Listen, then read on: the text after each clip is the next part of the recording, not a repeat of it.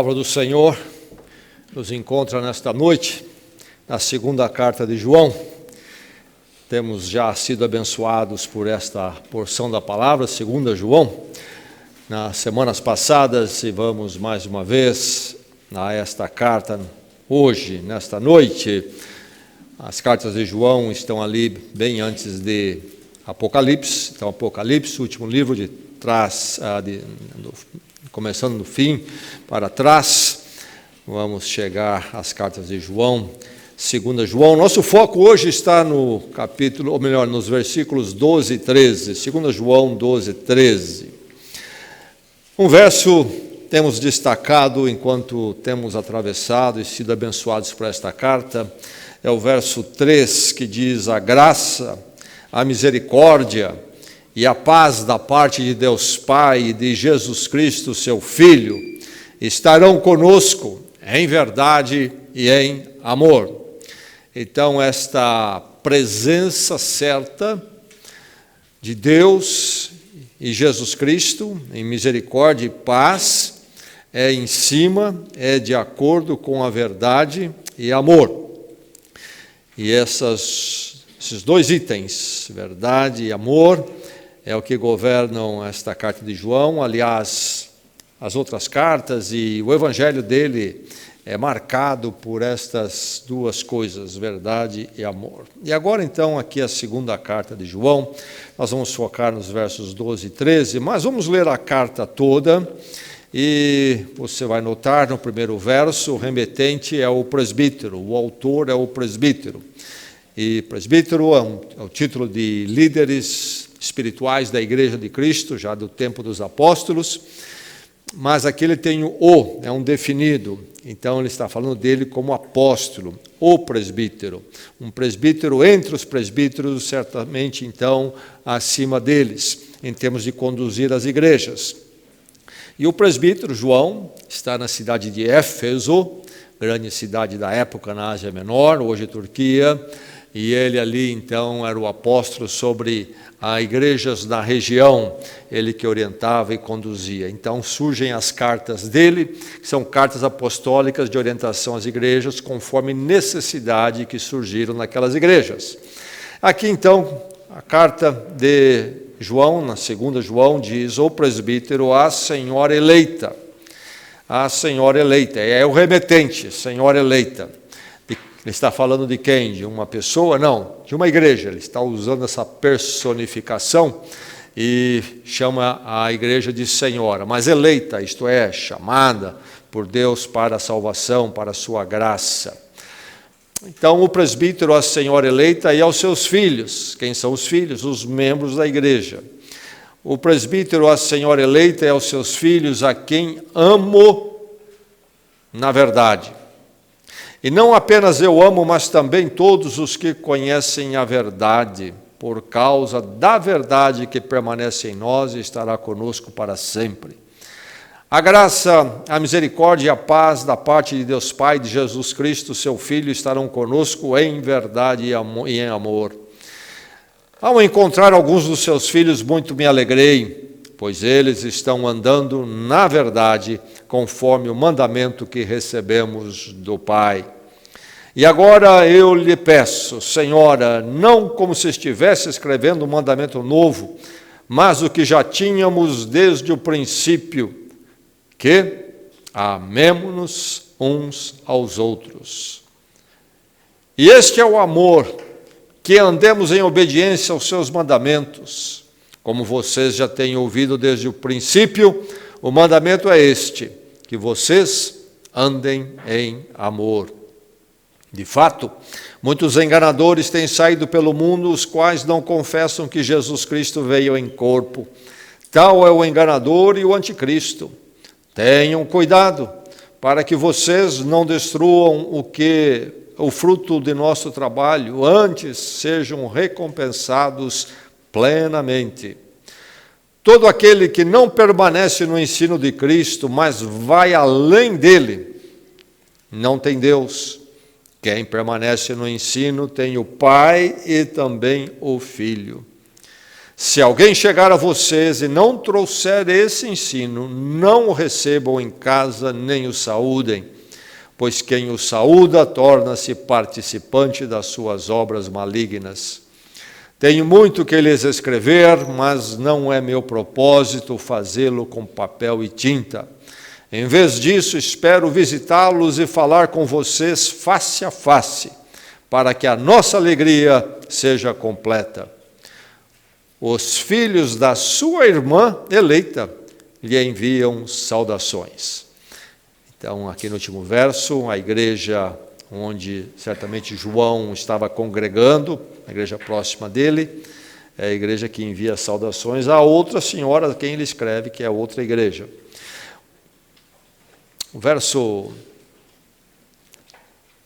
1 e 2 dizem: o presbítero, a senhora eleita e aos seus filhos, a quem amo na verdade. Não apenas eu os amo, mas também todos os que conhecem a verdade. Verso 4: ao encontrar alguns dos seus filhos, muito me alegrei, pois eles estão andando na verdade, conforme o mandamento que recebemos do Pai. Andando na verdade, conforme o mandamento. O verso 5 diz qual é o mandamento. Eu lhes peço, Senhora, não como se estivesse escrevendo um mandamento novo, mas o que já tínhamos desde o princípio, que amemos uns aos outros. O mandamento do amor, para quem está andando na verdade. Verdade e amor, então, sempre juntos aí em João. E agora, versos 12 e 13. Tenho muito que lhes escrever, mas não é meu propósito fazê-lo com papel e tinta. Em vez disso, espero visitá-los e falar com vocês face a face, para que a nossa alegria seja completa. Os filhos da sua irmã eleita lhe enviam saudações. Esta é a palavra do Senhor.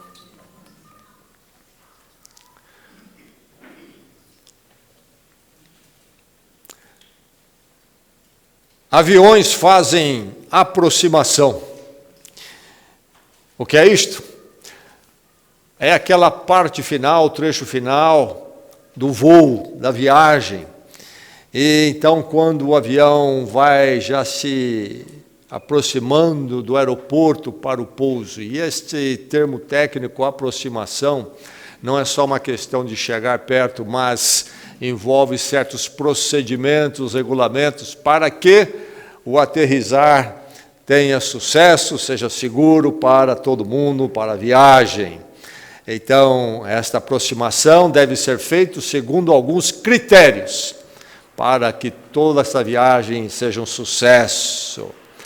O apóstolo João fala aqui nesses últimos 2 versos, 12 e 13, sobre aproximação relacional, aproximação entre os irmãos da igreja. Mas João vai deixar bem claro que a aproximação apenas geográfica é insuficiente. A aproximação, Nicole fala que envolve o geográfico, mas também envolve certas verdades, certos critérios, para ser uma aproximação de sucesso, ser uma aproximação que não leva à destruição, mas à edificação, ser uma aproximação cristã. E 2 critérios, então, mais uma vez, lembrando, importantes, fundamentais: verdade e amor, amor e verdade. Essas 2 coisas vão juntas. O apóstolo João, no seu evangelho, trazendo a nós o ensino de Jesus Cristo, deixa muito claro, enfatiza que verdade e amor, entendidos à luz do Evangelho, representam a essência do Evangelho. Verdade e amor. Agora, a palavra amor, para pensarmos dela de forma mais concreta, poderíamos pensar em termos de comunhão, desta convivência em Cristo, que nós vivenciamos, então, como crentes, discípulos de Cristo, partes do corpo de Cristo, a igreja de Jesus Cristo. E o que ele aplica aqui, o que ele fala aqui, tem tudo a ver então com a igreja. A igreja é fundamental no Novo Testamento, é fundamental no ensino apostólico. Entender a vida cristã, entender a igreja, é fazer parte da igreja, é praticar a igreja fielmente. Mas então o amor aqui como comunhão, A expressão do amor é a comunhão.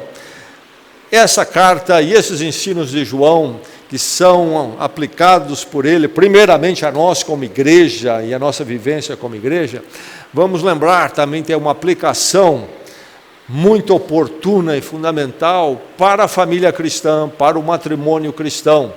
Tudo aquilo que ele fala aqui aplica a nós como família em Cristo. Verdades muito necessárias. Então, esta aproximação em verdade e no amor é o chamado desta carta. Então, o que é que nós temos que ouvir? Aproxime-se em verdade e em amor. Você deve se aproximar, mas se aproximar em verdade e amor. Eu e você precisamos chegar juntos uns dos outros, mas em verdade e em amor. Lá em casa, marido e mulher, cônjuges, precisam chegar juntos, se aproximarem, mas em verdade e em amor. Pais e filhos devem se aproximar, mas em verdade e em amor, conforme o ensino aqui de João. E o que ele quer dizer com verdade? Ele está usando verdade no sentido filosófico? Sim, porque senão não faria sentido, não saberíamos o que ele quer dizer. Verdade é aquilo que é, sempre foi e será. Aí é verdade, e não muda. O que sempre foi, é hoje, será, sempre. Então é verdade. Mas quem é então a verdade em essência? Aquele que é refletido nas verdades particulares que nós encontramos na vida. Deus é a verdade suprema, Ele é a verdade em essência. Deus. E Deus nós conhecemos em Cristo. Então Cristo vai dizer, eu sou a verdade. Eu sou a verdade. Então vamos entender bem a verdade aqui é a verdade de Deus revelada em Cristo, que envolve então a vinda dele, a obra dele, o ensino dele e finalmente a morte dele por nós na cruz, a verdade sobre o nosso pecado, a verdade sobre a morte dele por nossos pecados e então a verdade da ressurreição dele e nossa ressurreição. A verdade do Evangelho, a verdade de Deus revelado, conhecido em Cristo. E aí o amor que nasce, vem desta verdade e é como essa verdade. Por isso a carta é, primeiramente, voltada para a igreja de Jesus Cristo, o ajuntamento daqueles que dizem ter conhecido a verdade, Deus em Cristo, e tem então chegado a uma reconciliação com Deus, o encontro da nova vida em Cristo, abraçar o Evangelho. E esses então precisam refletir o amor, conviver no amor. E nossos lares também, se são lares resgatados na verdade de Cristo, também devem viver o amor em Cristo. O amor em Cristo nos nossos lares será formatado pela verdade de Cristo. Mas então aproxime-se em verdade e em amor. Mas como fazer? Vamos mais uma vez frisar e relembrar. É preciso ter um embasamento. Para se aproximar em verdade e amor, é preciso encontrar o embasamento, estar no embasamento. A verdade, isto é o Evangelho, a obra de Deus em Cristo, a sua morte e ressurreição, embasa o amor que devemos ter, demonstrar, desfrutar uns com os outros. É preciso encontrar o embasamento. Sem a verdade em nossas vidas, sem Deus em Cristo em nossas vidas, o amor se torna algo infrutífero até. O amor que a Bíblia fala não é apenas um sentimentalismo, mas um reflexo de que nós estamos na verdade, e a verdade está em nós, ela nos impactou, nos transformou. Deus em Cristo nos mudou e agora dele em nós nasce o amor e um amor moldado segundo ele. E ele é o grande exemplo do amor, na verdade nos amou até a cruz, se deu por nós. Veio até nós, Deus encarnado, Natal, amor, mas na verdade dele, na ação dele. Então é preciso encontrar o embasamento.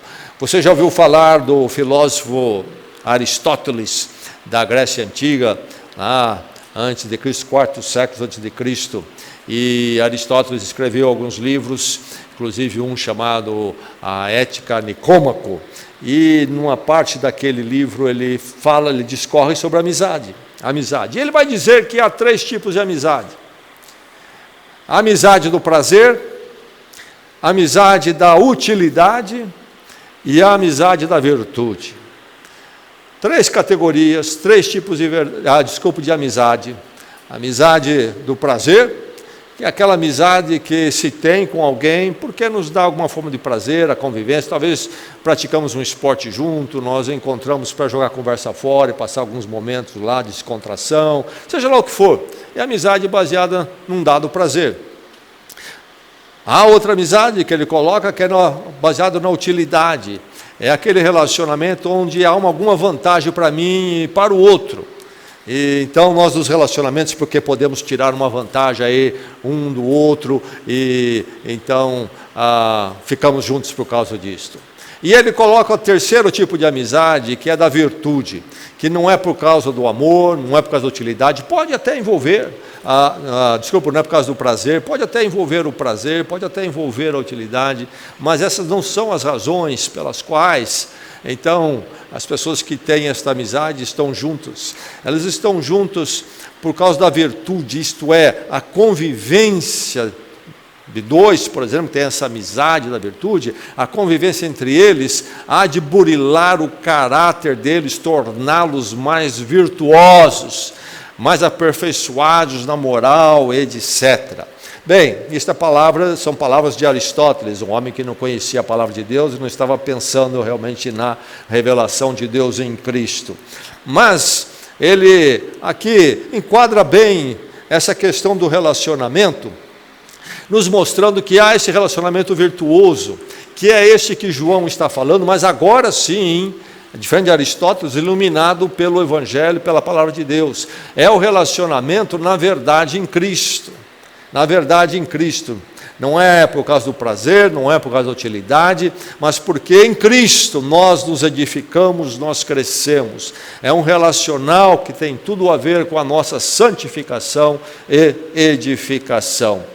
E aqui então, ele vai dizer, o presbítero, à senhora eleita e aos seus filhos, a quem amo na verdade. E aí está o fundamento, aí está o embasamento. É preciso encontrar esse embasamento. O amor de João não é apenas algo sentimentalista e movido simplesmente por uma questão de um apreço que ele tem por essas pessoas.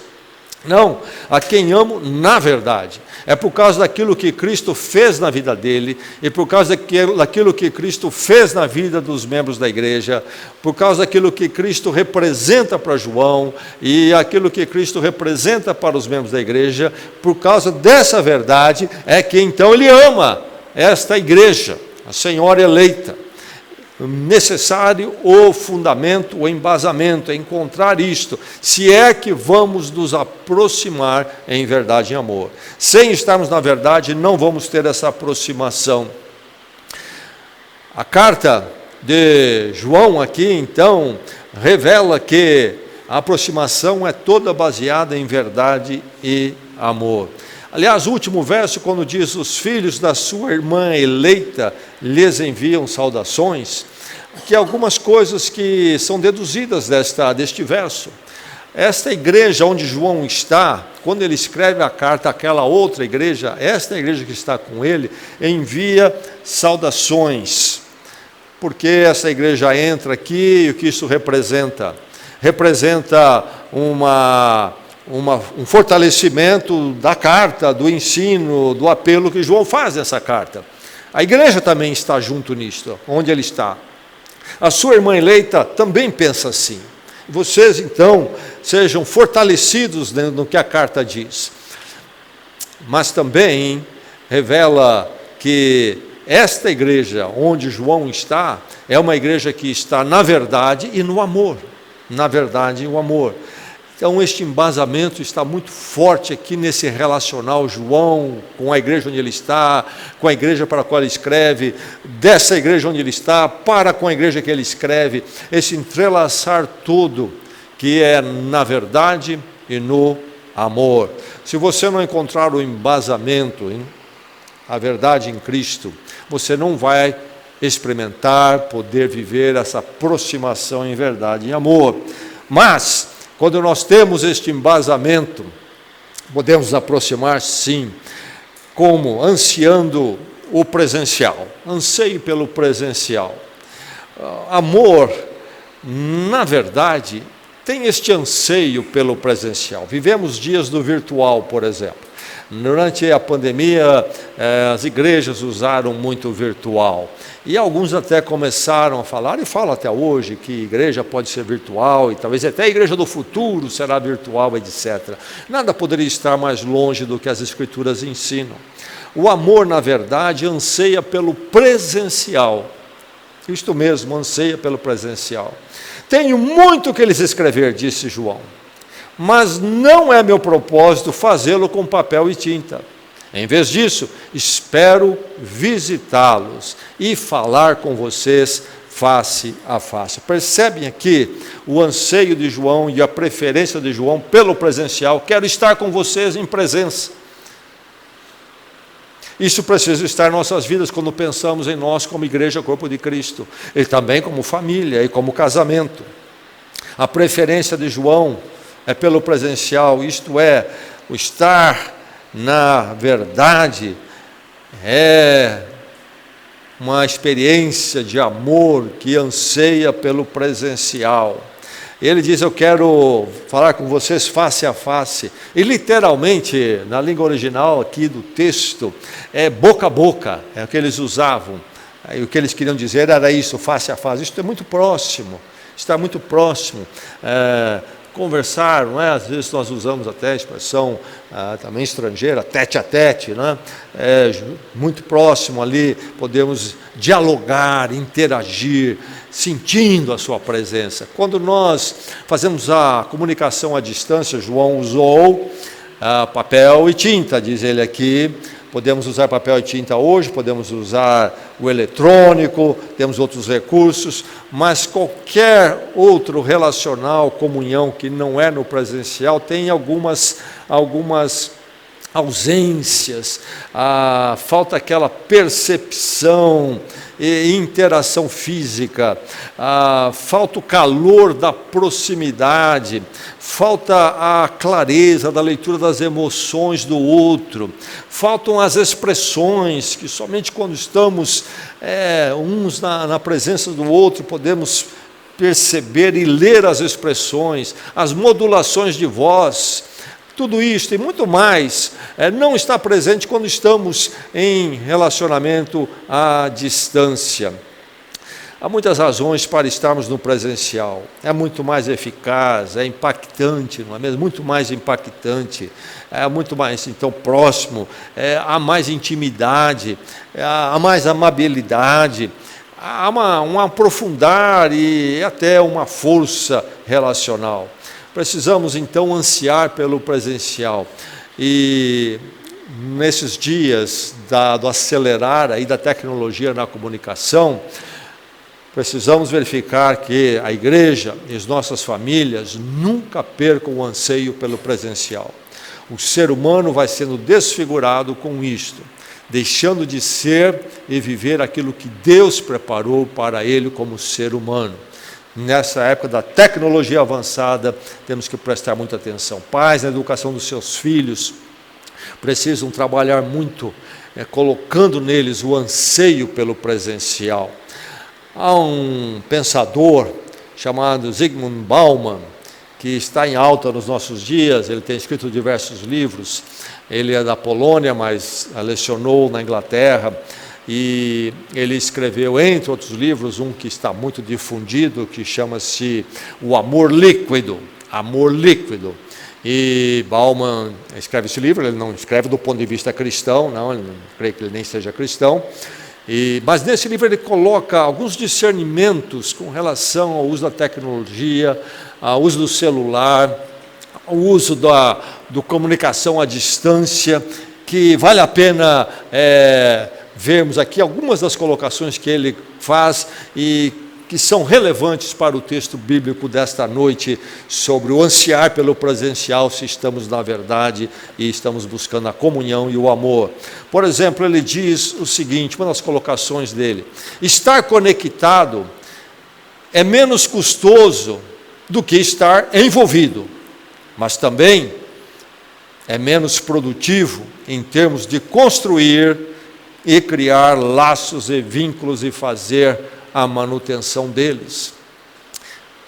E aí este homem, arguto, pensador, não escrevendo do ponto de vista cristão bíblico, mas ele mesmo faz a leitura do mundo atual, porque esse livro dele trata do mundo atual, o amor líquido, como o amor e o relacional se tornaram superficiais e caíram no campo do consumismo. Me relaciono com você enquanto me interessa, assim como eu compro aquela roupa na vitrine enquanto me interessa, se me interessa, e quando não me interessa mais, jogo fora.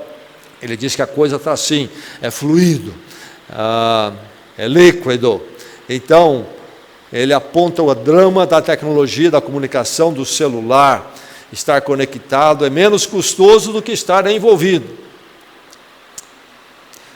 Ele também faz uma colocação interessante, ele escreve na Europa, e lá se usa muito trem, você sabe disto, se faz muita viagem de trem, aí ele fala sobre uma situação, ele descreve onde você estaria num vagão, indo então lá para o seu destino, e no vagão está cheio de adolescentes que também estão indo para casa. E no vagão, esses adolescentes estão todos no celular, e conversando com alguém, e falando. Diversas ligações estão acontecendo. E aí, então, o autor, Bauman, diz o seguinte: talvez você na sua mente pense que aquelas conversas telefônicas que você observou, não eram prenúncios de uma mais longa e substancial conversa no destino e viagem, mas substitutos dessa conversa substancial. Você viu aqueles jovens conversando e você pensou, olha como eles querem estar com a família, estão ligando para casa. E então, essa conversa por telefone é apenas um prenúncio daquela conversa substancial que eles vão ter com os seus pais quando chegar em casa. Eles estão ansiosos por isso que estão até telefonando. E quando chegar em casa, então vão conversar e dialogar. E o que ele está apontando aqui é que essa observação sua ali é totalmente equivocada. Não há nenhum anseio pelo presencial. E aquela conversa muito mais supérflua, menor, que se faz pelo celular, não carrega nenhum anseio de chegar em casa e presencialmente conversar. Pelo contrário, é capaz de ir para o quarto quando chegar em casa e fechar a porta. Leitura dele. Mais uma. Ele diz, lares se tornaram centros de entretenimento, onde os membros da mesma casa podem viver, como se assim fosse, separados ainda que vivam lado a lado. Vivendo na mesma casa, mas separados dentro de casa, ainda que estejam lado a lado. Realidade essa em todas as casas. Aliás, você que não andou o caminho ainda, tem filhos aí que ainda não chegaram, vão chegar logo àquela idade, você fica pensando, vou dar um celular, não vou dar, qual a idade certa. Importante saber o momento certo, porque isso é uma coisa perigosíssima em muitos sentidos, inclusive neste, de isolar tantos jovens, adolescentes, tanto depressão. Os especialistas estão dizendo isso mais e mais, por causa do celular, deprimidos. Por causa disto, parece que estão falando com todo mundo, com um anseio pelo presencial, na verdade o celular vai isolando, eles têm menos do presencial, e ficam naquele mundo virtual, ali, e isso deprime as pessoas. Bem, saber a hora, quando dá, mas quando dá, ou quando der, faça um contrato, estabeleça princípios muito claros, e diz, você só vai ter esse celular se você concordar com esses princípios, tem alguns. Que hora pode se usar esse celular? Não é o dia inteiro. Hora de refeição, nenhum celular na mesa. Enquanto nós estivermos aqui, vamos ficar, ninguém vai sair correndo da mesa por causa do celular. Vamos fazer esse contrato. Se você quebrar o contrato, você perde o celular. Nada de ansiedade pelo celular, estão ansiosos para aquilo. Outro problema, além de depressão, essa ansiedade que está criando nos jovens, de ver o que está acontecendo ali. E só coisas banais, nada de importante. E há outros princípios que você deve estar pensando sobre o celular, não a noite toda, mas de que hora a que hora e quando se para com ele. Enfim, vivendo na mesma casa, totalmente separados, ainda que vivam lado a lado. A igreja é a mesma coisa, precisamos pensar nisto, jamais uma igreja virtual, mas uma igreja que anseia o presencial. Quando Jesus, em Lucas, prepara-se para celebrar a ceia do Senhor com seus discípulos, ele diz o quê? Desejei ansiosamente comer esta ceia com vocês. Percebe o anseio pelo presencial? Mais uma colocação do Sr. Bauman. Quanto mais a atenção e aprendizado são absorvidos pela proximidade virtual, menos tempo é dedicado para a aquisição de habilidades que a proximidade real, a não virtual, exige. Então, vão sendo consumidos pelo mundo do celular, da comunicação à distância, e vão se tornando menos habilitados na convivência, no relacionamento presencial. E vai ficando um ser humano esquisito, complicado,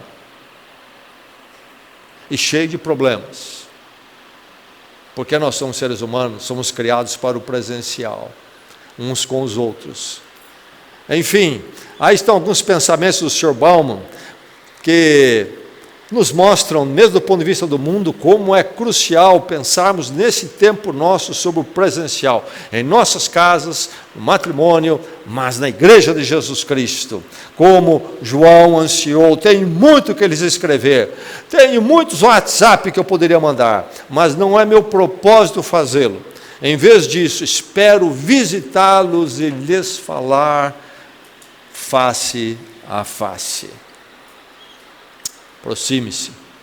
Aproxime-se. E então desfrute da alegria. Amor, na verdade, causa alegria. Sem a verdade não há amor. Esse é fato. Mas a verdade de Cristo é quem nos dá o verdadeiro amor. E quando, na verdade de Cristo, nós temos o verdadeiro amor, nós desfrutamos isto, nós experimentamos alegria. Todo crente, todo discípulo de Cristo, experimenta assim. Por que ele quer falar com eles face a face, no verso 12? Para que a nossa alegria seja completa. Muitos de vocês têm parentes que moram longe, eu tenho uma filha que mora fora do Brasil, então é uma visita por ano, e falamos pelo celular, com essa facilidade hoje em dia, mais de uma vez por dia, mas nada igual quando há o encontro presencial. A alegria do encontro presencial é diferente. Há uma alegria que 10.000 ligações de celular não nos dão. Muito mais ainda, no relacional, no amor, na comunhão em Cristo, há uma alegria. Você tem alegria em estar com os irmãos e com a igreja? Não? Então verifica se você entendeu a verdade de Cristo, se chegou à sua vida mesmo. Entendeu toda a doutrina apostólica, inclusive sobre a igreja, o que Cristo faz em termos de igreja, e inclusive sobre o amor que deve ser resultado natural na vida daqueles que estão em Cristo. Amar a igreja, amar os irmãos. Quando isto chega à nossa vida, realmente estar com os irmãos é sempre um motivo e causa de alegria. A verdadeira alegria sempre exige a verdade, senão ela não acontece, porque não há o verdadeiro amor. Agora, em Cristo, a verdade então algo que nós conhecemos na sua essência. Isso nos leva ao amor e à alegria.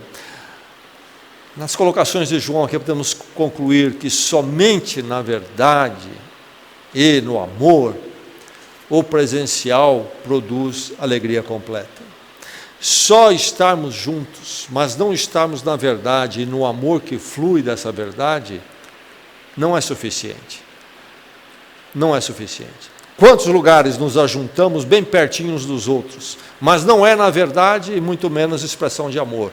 Eu me lembro os meus anos de juventude, morando em São Paulo, e tendo que tomar aqueles ônibus superlotados.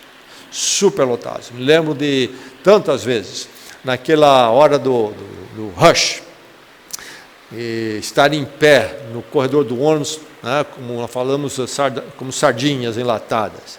Se você levantasse o pé, você não achava lugar para pôr de volta de novo, não podia levantar. E não precisávamos ir para a academia, porque íamos todos fazendo exercício juntos, segurando ali nas brecadas. Muito juntos, espaço geográfico, ombro a ombro, corpo a corpo, literalmente.